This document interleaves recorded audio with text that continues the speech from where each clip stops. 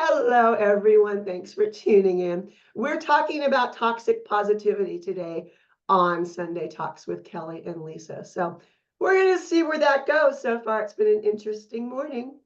I am the Kellie portion of the show. And I'm Lisa. Welcome. Um, we've been talking earlier about a lot of things, but shifting to toxic positivity, one of the things that I've recently seen um, in someone that I am close to that made me want to talk about this topic is people who think they are, and I hate this term, woke, they're calm, they're peaceful, nothing's bothering them. And yet, when I spoke with this person the other day, they were on their third glass of wine, hadn't eaten dinner yet. We're opening another bottle in preparation to finish that one as well. And I thought, that's really interesting. You have no problems and life is wonderful and everything is great, and yet you're escaping from life. What is that about? And that's all it took for this person to then spend the next 15 minutes with me not getting a word in, just downloading all the stuff, just spewing all the stuff that they were going through. And it hit me like, this is the most positive person. If you ask anyone who knows this individual, they will tell you, whoa, so positive, such a joy to be around because nothing bothers them. It bothers them. They're still human. So let's start there. What have you seen with toxic positivity and how it affects people? It's all over Facebook. Yeah. It's all over TikTok. It's everywhere. Toxic positivity, for me, in my opinion, is that sounded like plausible deniability on her part. She's like drinking it away, Yeah. shoving it down, using something else to cope instead of actually sitting with her emotions and the things that she's going through. Didn't we just talk about this a little bit last week? Kind of, yeah. The you know when you see all, oh my gosh, I just had a conversation, let me backtrack a minute, with some people about why I do rabbit hole reflections and Mhm. why you do what you do outside of Sunday Talks with Kellie and Lisa Yep. is because people in the coaching industry, there's a book out there that tells you all you have to do is sit and manifest and it's going to come to you. There's nobody talks about the pain that they went through. There's a very popular guru who was teaching relationship advice, and I think he's divorced now. And he was teaching this while he was going through his personal issues. But Yep. did you find out about it? No, you didn't find out about it until way after the fact. And it's like, come on, people, we're human. Yeah. We're human, and we're taking this outside of what we're doing to help people, and we're not relating our journey or hearing other people's hardships. And how are you supposed to get somebody to connect and really make some true healing if you're just sunshine and rainbows and Right. just change your thinking, because you're not getting to the core of how do you change your thinking and what are you supposed to do when these emotions arise? Exactly. And the thing is, we all get angry. Mhm. We all go through bad things. We all have terrible days. Makes us human. That's the way life is. If you are not allowing yourself to feel when you're angry, when you're sad, when you're happy, when you're whatever, you're not whole. Right. You're dimming yourself. You're trying to cut pieces of you out so that you don't feel them. It's not about not feeling them. It's Right. about feeling what you feel. Get to the root of it. One of the things that I have done repeatedly is okay, why is this really bothering me? Right. Why does this make me so angry? Why is this so upsetting? And when you ask yourself questions until you run out of questions, what you're left with is your answer, Yeah. you know? Exactly. Mhm. And we were talking earlier about a food bank thing. One of the things, this is not a political show, that is not where it's going. Calm down, you know, uh, is the cuts that have impacted already the most poverty-stricken areas Right. with food banks. And people are just so upset. And yes, they have every right to be upset.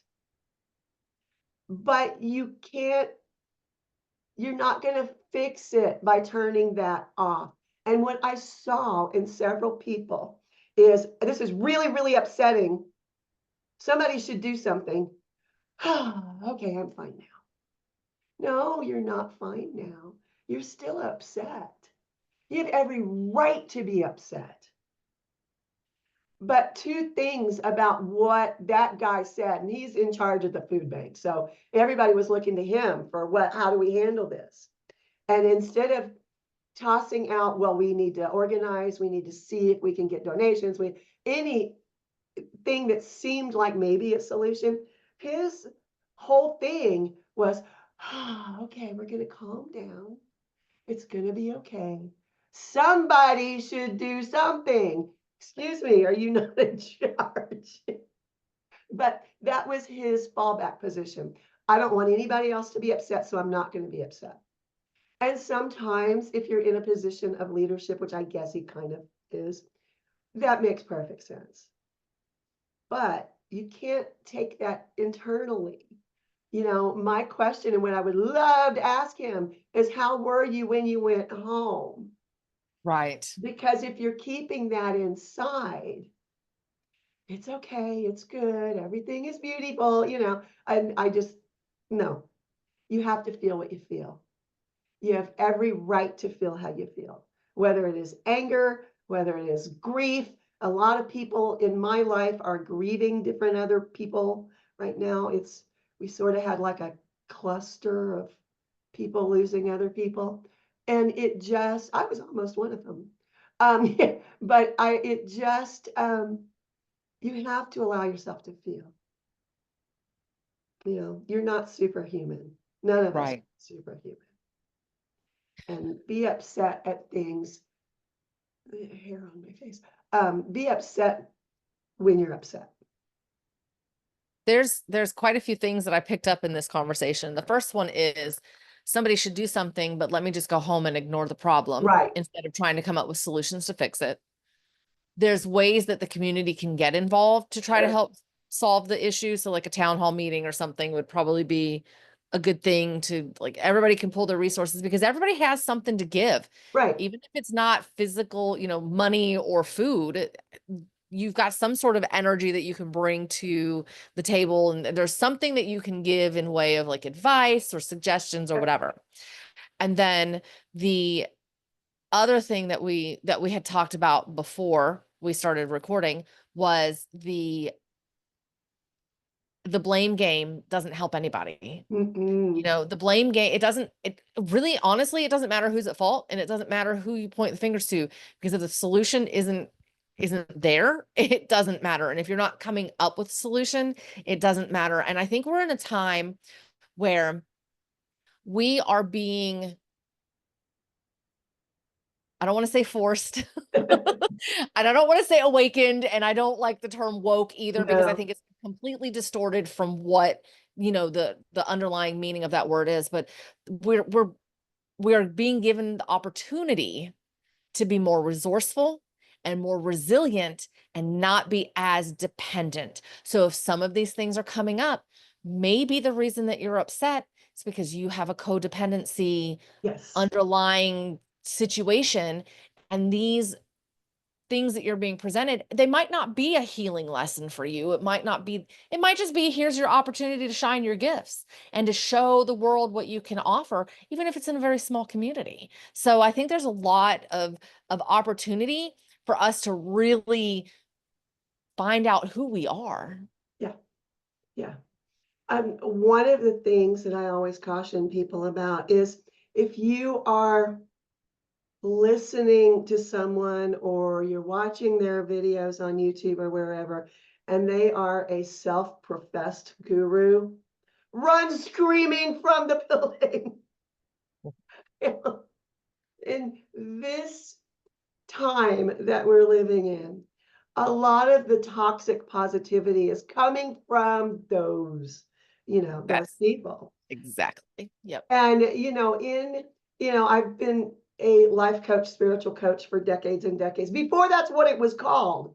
And I've worked with so many people, especially recently, who will mention certain names over and over and over.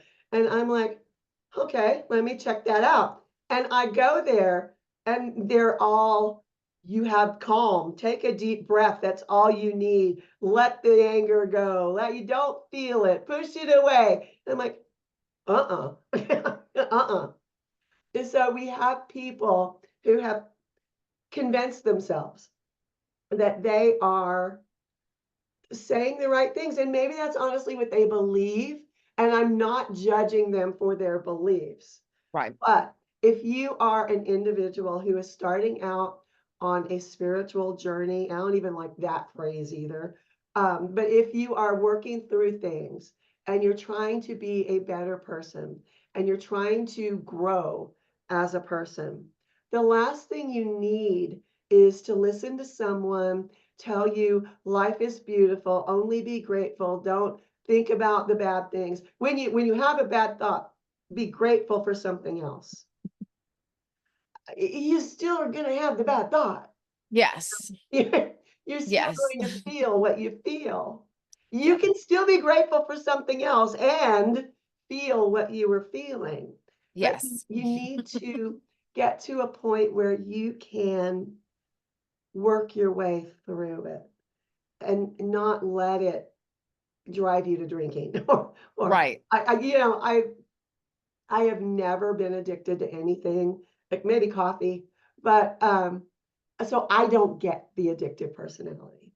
But through my life, I have been surrounded by people with different types of addictions of all things. You name an addiction, Right. I probably know somebody. It's I do believe that I was put in the middle of that because I don't have that. Because everything that people around us go through, we kind of go through it too, if we care about them. And that can be just saying that. I heard 3 people watching this later go, because we don't realize that.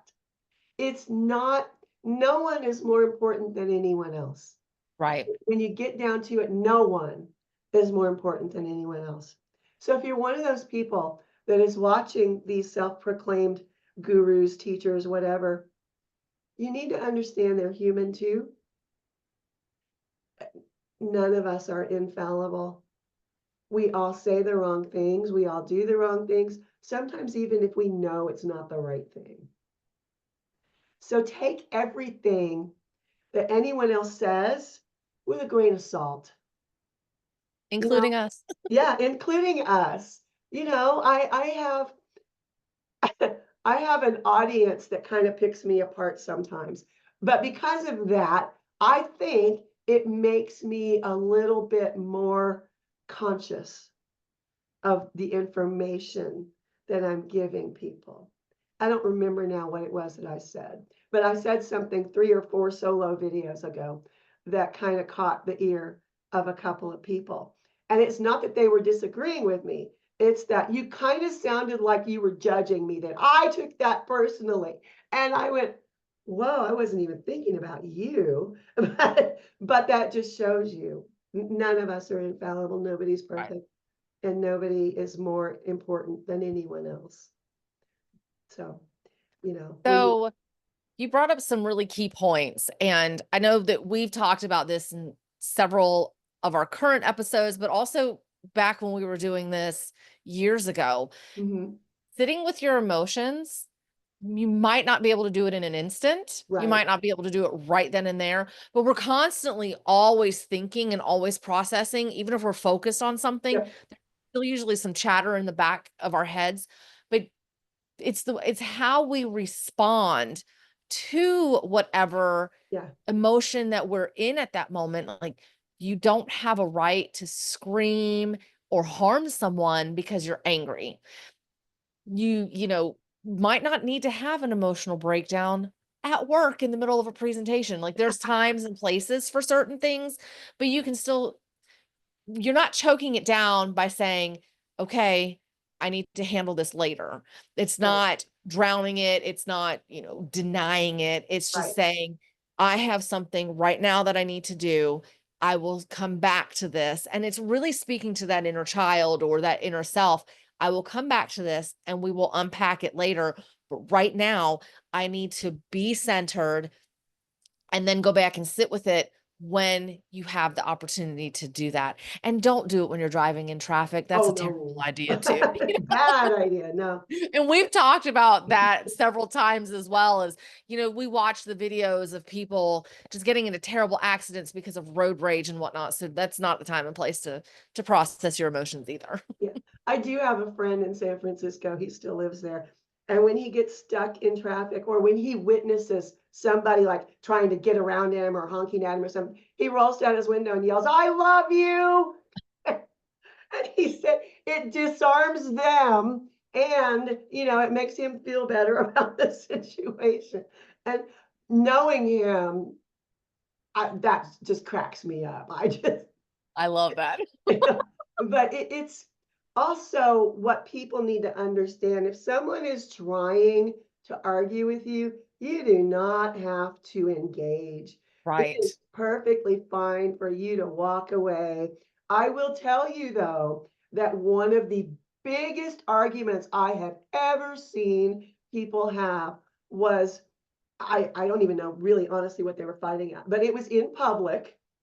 It was actually in a grocery store, and they were just screaming and yelling at each other in the produce section of the grocery store. People are trying to walk around them, and everyone's trying to, I don't see that, I don't see that.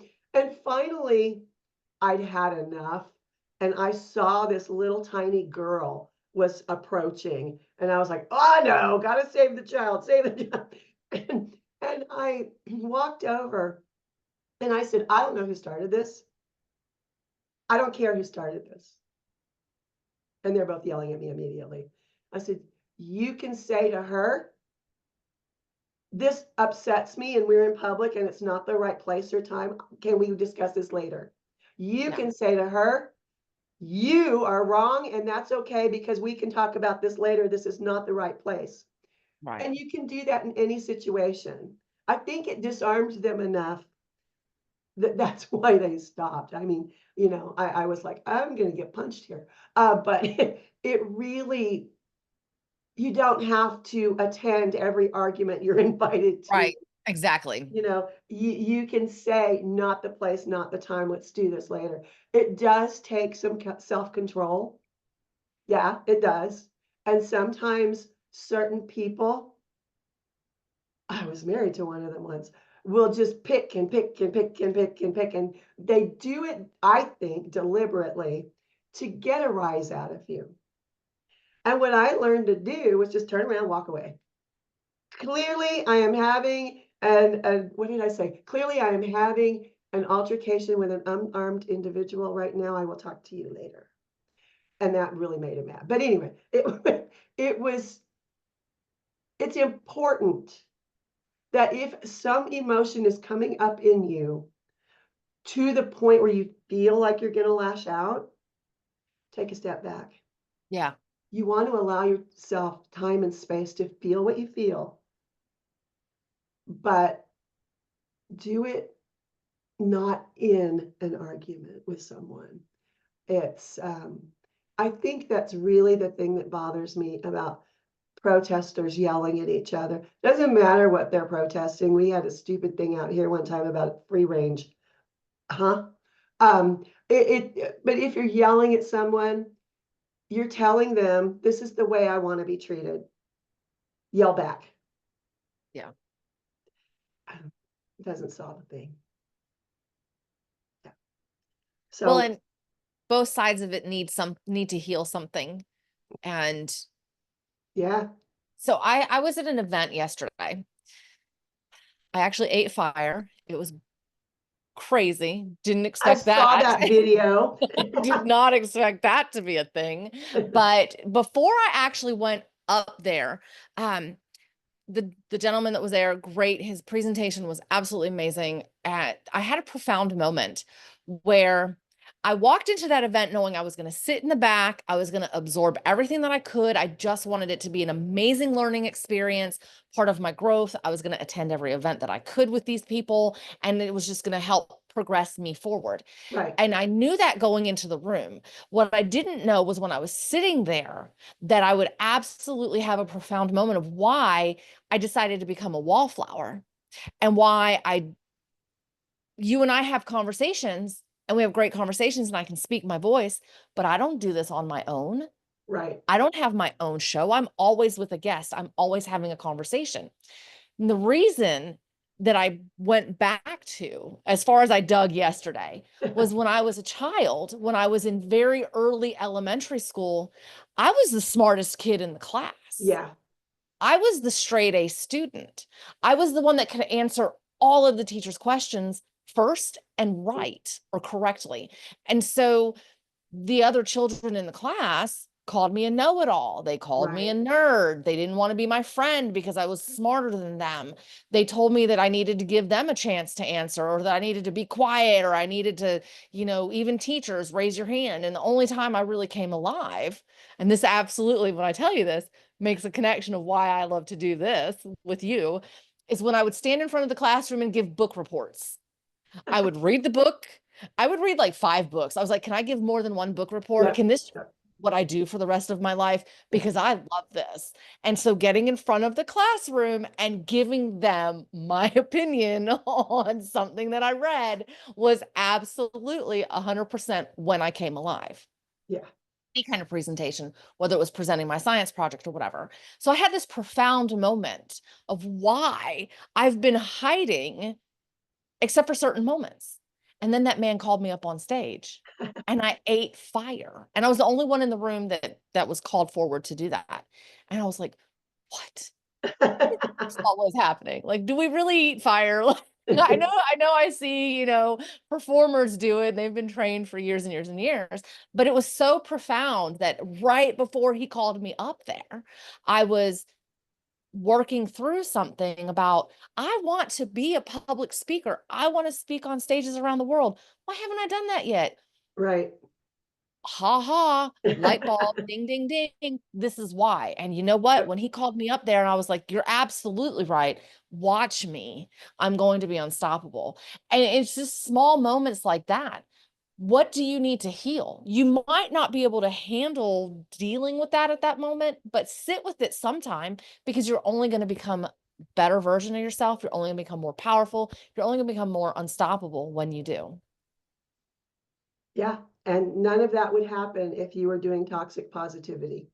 Exactly. Exactly. Like, yes. And maybe I was doing toxic positivity, which is, you and I brought this show back right around the same time I brought mine back. And then you started doing a lot more of your solo stuff as well. And maybe we were drowning in positive toxicity there for a while, and why we just kind of, you know, ventured off, but now we're wrapping back around to this because it's out there. And I started seeing it in the coaching industry again. And I was like, this is not okay. No, And it that's when I isn't. started bringing my show back, is because people need to heal other people's pain, They and people do. need to tell Yep. their stories, because you heal when you tell your story. Doesn't mean you need to scream it at somebody. Doesn't mean you need to hurt somebody. There are other avenues for taking out those emotions. Yeah. But yeah, There are. It's kind of sad to me when I see someone that I have admired for years with sharing their story and coaching and doing videos and doing events. Um, and then all of a sudden I listen to them one day and they've gone totally, you don't need to feel anger. You just take a deep breath and it washes through. Not quite. right, And right. I do think, to an extent, if you have had such a terrific, peaceful, wonderful existence, maybe you don't do a deep dive into the anger that you're feeling. Maybe you are able to say, oh, that guy stole my parking spot. That really made me angry. And okay, I'm over it. But if you've been held up off the floor by somebody choking you, till you passed out and then dropped, you may have a deeper level of anger to address. And I think because we all have a different existence, we've Yes. all lived a different life. Um, there is no one size fits all. And I think that's really what bothers me Yeah. about the toxic, positivity, because not everyone has had your life. Right. Exactly. And what I try to do may not always succeed, but I try to let people know that where they are right now is where they're supposed to be. Yes, you have things to work through. Everyone has things to work through. You can do it. Not easy, but you can do it. And you're worth doing it. And I Yes. think that's the part too. If you're trying to just move through things, I keep using anger, but grief is a good thing too. Heartbreak is a great thing. Whatever you're going through, if you're trying to move through something, it's probably in layers. And you may get through one layer. And then all of a sudden, in the middle of a perfectly wonderful afternoon, another layer surfaces. You have to get through that one. And that keeps happening. You're never completely over it. And if you are focused on, I have to be positive, I can't feel that, I have to be positive, you're not really healing. Exactly. I've had students tell me, well, I healed this, that's enough. Not really. You're No, because always, that probably came from somewhere else yeah, too. It's yeah, it's deeper. yeah, And, we've talked as well before. You're going to find yourself in situations that are going to be stressful or frustrate you. I was a repetitive, I worked for the same person, different bodies, same personality. mhm, And it triggered me. And I don't really like that word either. I think it's become this buzzword that it's like, ugh.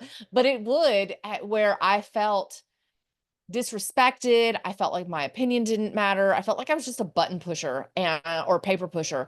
And it leached into everything, my the way my relationship was with my kids, the way that my relationship was with the partner that I had. I was just constantly miserable. And it was going back and back and back and back. Now, that might be, I might, if I ever went back to work for somebody again, I might find the same situation. But now I have the tools and the knowing of how to absolutely be able to, it's not me, it really is them, because right, I've right, healed and I don't have to trigger or respond in that visceral way that I normally would. I don't have to be angry because this person is obviously less smart than me. Like, I don't have to respond because of whatever issues that they're dealing with that I haven't. I can say, you know what? Okay, let's do this. And I can find another option. yeah, Or I can at that point have some positive toxicity, but I have to have the knowing so that it doesn't erupt right, later down the road.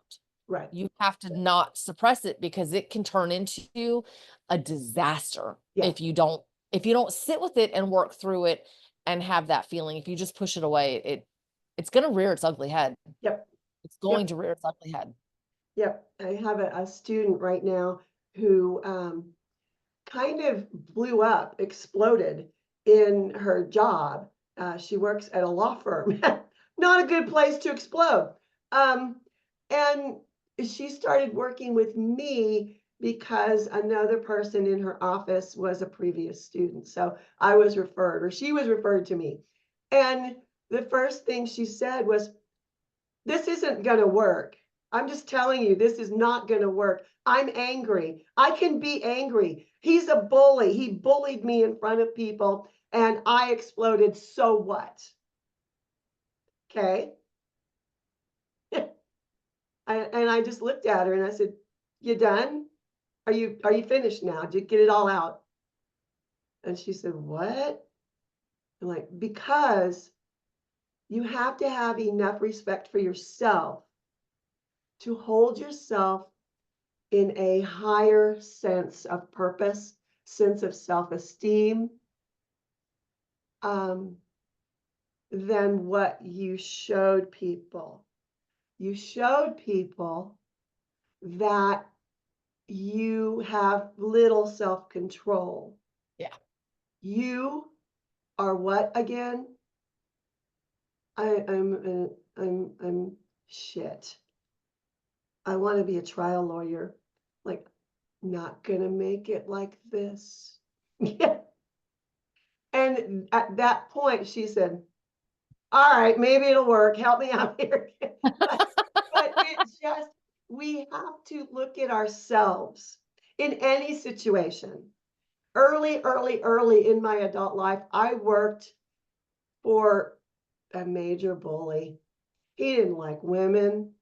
He didn't think women needed to be in the workplace. He didn't like me in particular.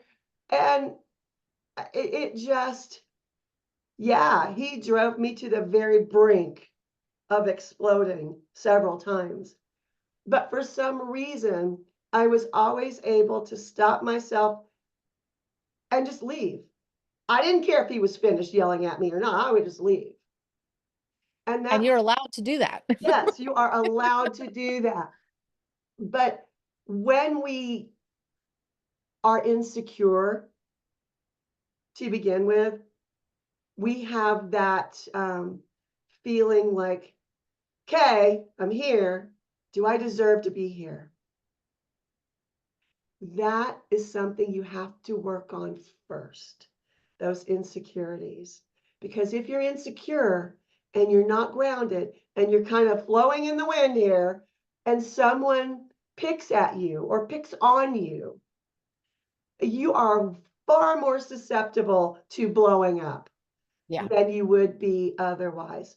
So before you even worry about toxic positivity, you need to be concerned with standing in your own power. Oh, I'm so glad you said that.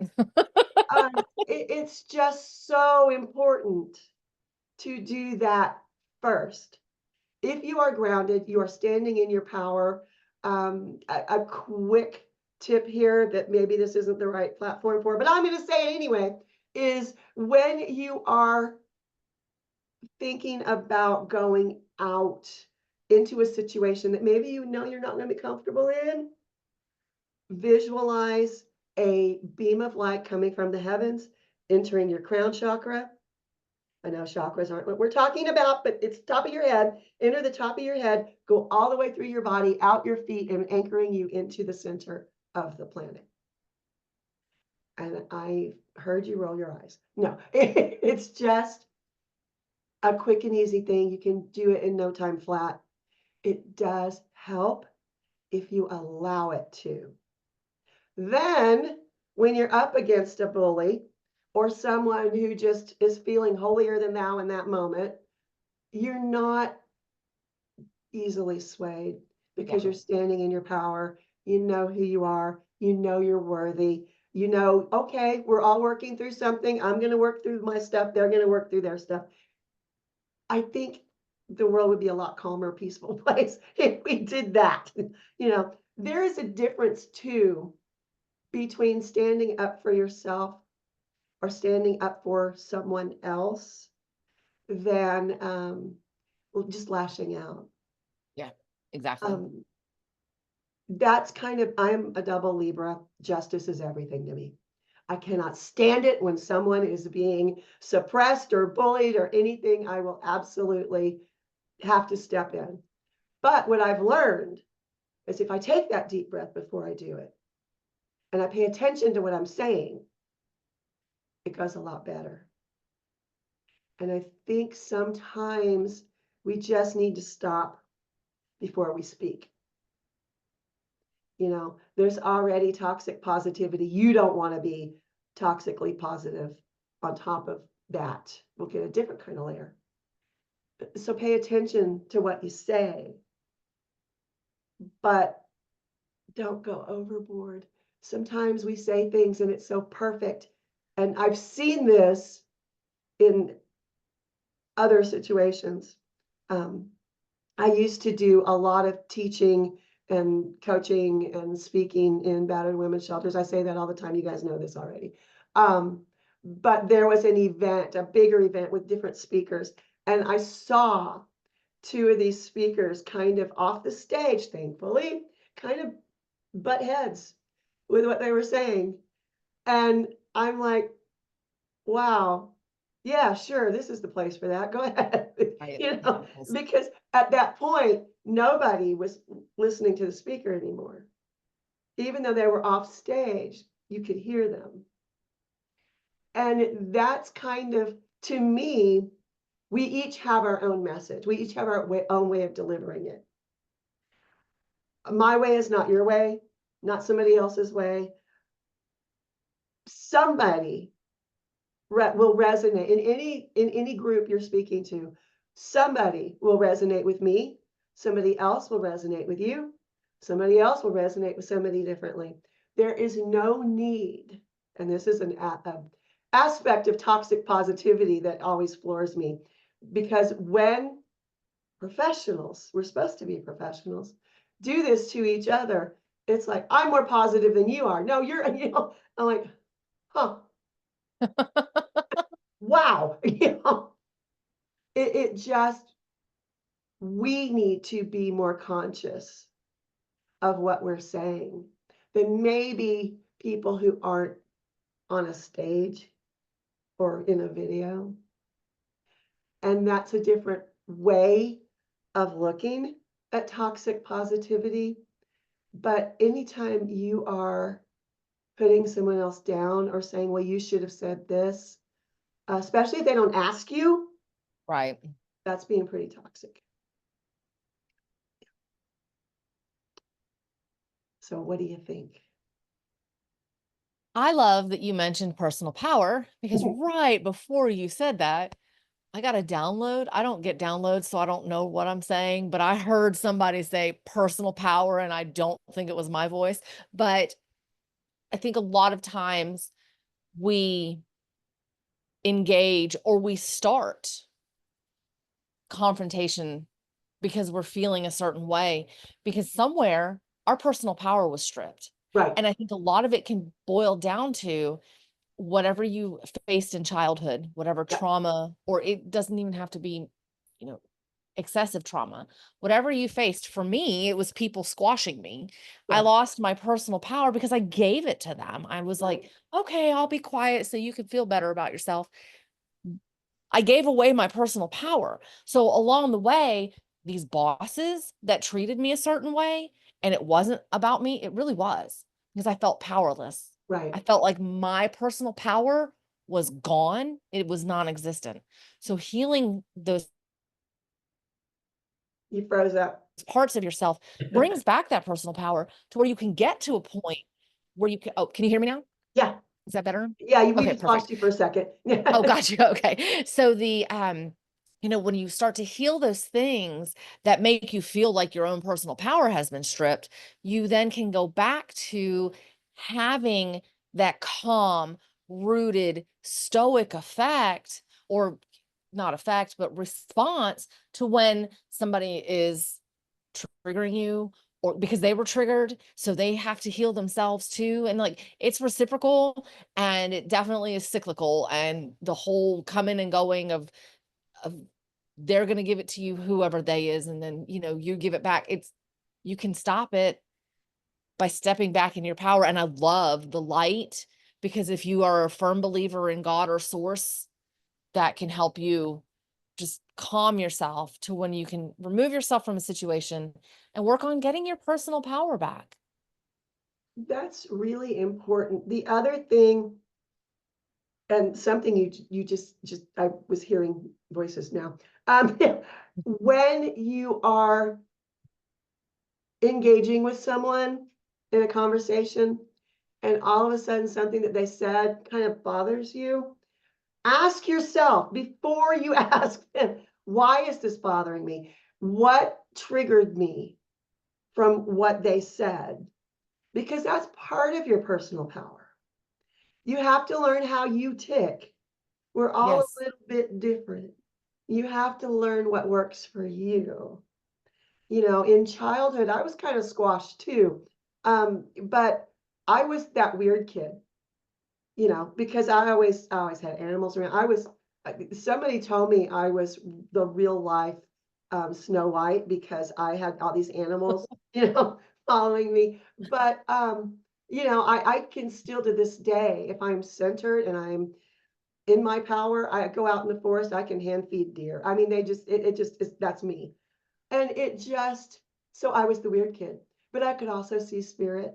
I could see Mm. ghosts. I could see, you know, at the time, I just thought they were different beings. And now I know that they were either ETs or multidimensional beings. But because of all of that, I was the weird kid. And when Right. you are in a small area, small town, and you are the weird kid, your chances for making friends are nil. You know, so I had a lot of those kinds of wounds. I come from a very sensitive, or we're going to use sensitive here, family, and yet nobody stuck up for me. Mm. Nobody supported me. Nobody did it. You'd find me at the top of the nearest big tree because that's what I did. I would just get upset. I would go climb a tree and talk to the squirrels or the birds or whoever happened to be there. And I have found, since I started sharing my story, I have found so many other people that have very similar stories. There's a whole bunch of us that were ostracized as kids for one reason or another. And we've all dealt with it in different ways. My thing was I always stuck up for the outcasts. Me too. You know, that was, I knew what it felt like. Didn't want anybody else to feel that way. Yep. You know, different people resonate with different things. That's always been me. So it's important to get to know yourself. So many people go through their entire lives never really knowing who they are. Yeah. And you can't really grow as an individual if you don't know who you are. So when I hear people saying, well, you know, as humans, we need to be like this, or we need to be like that, or we need to be like this, my mind goes, nope. But I know a lot of people listen to that and they go, that's how I have to be. I have to take this training and be like this speaker. It's like they have little factories and they're making people into clones of themselves. So we have a whole lot of that going on. And anytime you are impressing upon someone else how they need to look at something, that's kind of, to me, a kind of a violation of being a coach. Because you're supposed to be helping people find themselves, not you. So know who you are. Definitely know who you are. Exactly. Especially if you're going to a life coach. Yeah. That, like, if it's a business coach or somebody who's going to help you be a better presenter or something along those lines, maybe it's okay to have them impress upon you a little bit. But when it comes to your life and who you are, definitely use discernment when you're choosing somebody. Yeah. And someone asked me the other day what the difference between a life coach and a spiritual coach was. And to me, in my mind, they are one and the same because truly you are a whole person. You're a Right. whole being. You're not like only this part of you. You're the whole thing. Um, Even people who are not spiritual believe in something. Right. You know, I've had many conversations with many atheists through the years. And when you get right down to it, my favorite story was the atheist. After I had my NDE, I decided I would talk to other people who'd had NDEs to find the similarities. Found a lot of toxic positivity in that. But my favorite story was this atheist, and he was telling me his story, and he said, I went to hell. And I said, but you're an atheist. And he said, but I went to hell. Then you believe in God because you would not believe in a hell if you did not also believe in a heaven. And he went, damn you. But it was the truth. Everyone believes in something. Yeah. So when you're talking about helping someone, coaching someone through their life, we are all a spiritual being as well as a physical being. You cannot separate them. You can try, but you're not, we are a whole being. We're not Right. these pieces. And I think that's the thing about a lot of people, their program. I don't have a program. Every person is individual, so I tailor what I do to every individual. But people who have programs, I understand you make more money that way. Money's not everything. But when I see a program and there is nothing within that program that would accommodate someone else's difference of belief system, even if it's just what they call life coaching, I have to ask, where is the spiritual portion of this person? Because you're coaching this part, but you're leaving this part out. You can't do that. That's just personal pet peeve. Yeah. So what else do you have today? I don't really have anything else. Okay. Yeah, I think there is toxic positivity in everything if you look for it. But what's more important than just looking for toxic positivity is looking for yourself and Yes. finding yourself Yeah. and knowing who you are. Because that way you will notice what is toxic and what is not when you Yeah. see it. If you don't know who you are, you may not. So Exactly. I think that will do it for us today. Um, thank you guys so much for watching. Please share the video, comment on it. I read every comment. I love hearing from you guys. So have a great week and we'll be back soon. Oh, and may the 4th be with you. Yes. Bye. Bye.